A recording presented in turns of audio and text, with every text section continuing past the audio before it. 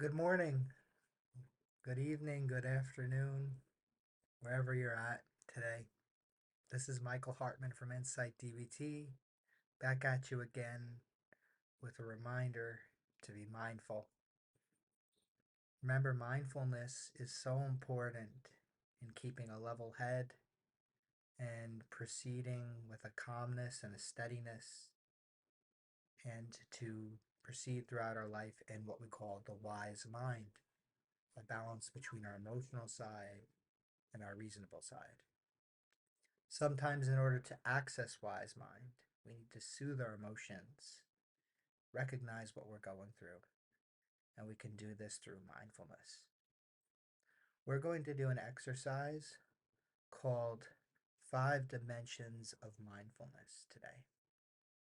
We're going to be using our senses today to get us to observe and describe what we are going through in this very moment. First, I'd like you to get ready by taking a seat.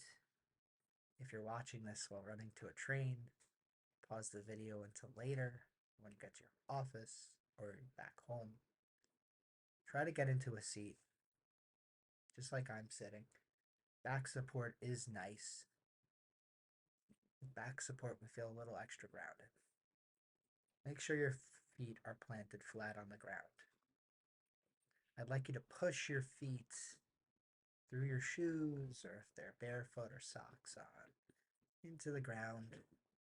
Just feel the solidness underneath you.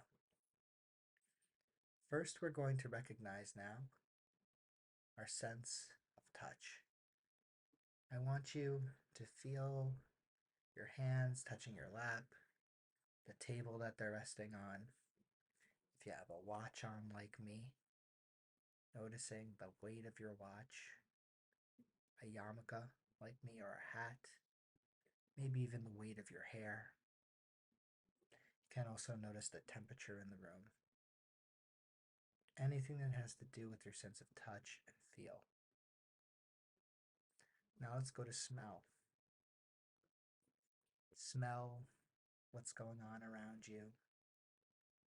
Are you smelling a pleasant smell? Like myself, I have some nice coffee next to me. Are you smelling a cologne or perfume, body spray or deodorant you put on today? Are you smelling something that you just cooked? Is the air clean? Perhaps are you smelling some garbage that still needs to be taken out? Something that, you know, you've been putting off taking out of the apartment or out of the home. Maybe take a note of that's something you'd like to do after this. Great.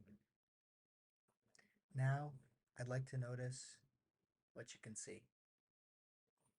Notice what's going on around you. Where are you right now? Are you in your home or apartment like myself? Are you outside at the park? Are you in your office? Are you sitting in your car with the ignition off, not driving, listening to this? Notice the colors. Notice the textures of the surroundings. Like, see, this wall is a little bit rough. There's a little bit of a mark on the wall. There's a lot of light coming in right now from both the windows and the lamp above. I'm noticing now. I'm getting a call. Noticing that even. Something I'm back to in a drop. It's actually my dad. So let's now go to the sense of taste. This may be something that you recognize. This may be something that you don't recognize. I may not have any taste in your mouth. I'm noticing a little bit of residual coffee taste from the coffee I've been sipping on.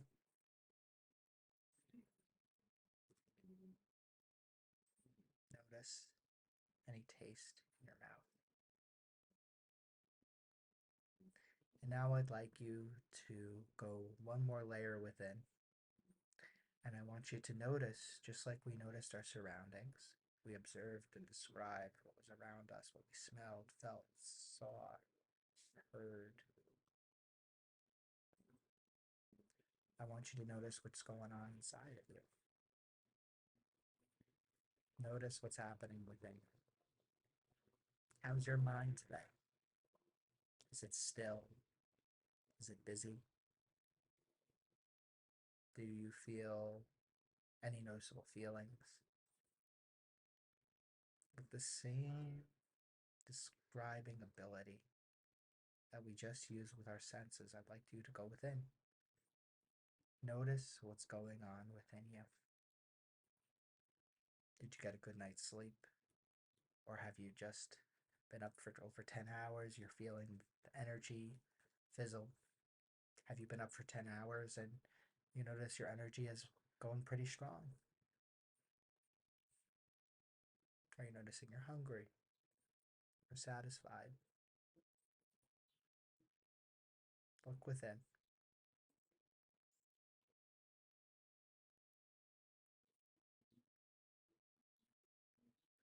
Great job. Why do we do these exercises? Because when we see what's going on, when we observe and describe what's going on within us, what's going on around us, and how that's impacting us, we are more a chance to be in control. We're more able to be in our wise mind. Our emotions make us want to act quickly. A lot of times that gets us into trouble. I feel, I think, and I act. I have an urge and I do something about it. What we want to do is slow things down. Notice what we're going through. Notice if the felt urge response is going to be helpful or hurtful. And ask ourselves, what's the balanced approach? What's the wise mind here? Do I need to satisfy this itch? Let's go to overeating, for example. Very common response when you've been hungry or when you're stressed. You have an urge to eat and you eat too much. I did it yesterday with my soup. I put too many soup croutons in because I was getting really hungry and I wanted to fill that feeling. Now I'm thinking in retrospect, could have slowed things down. Noticed I was hungry and ate and tried to feel satisfied. And maybe gently noticed and pushed away from the urges to keep on putting the croutons in.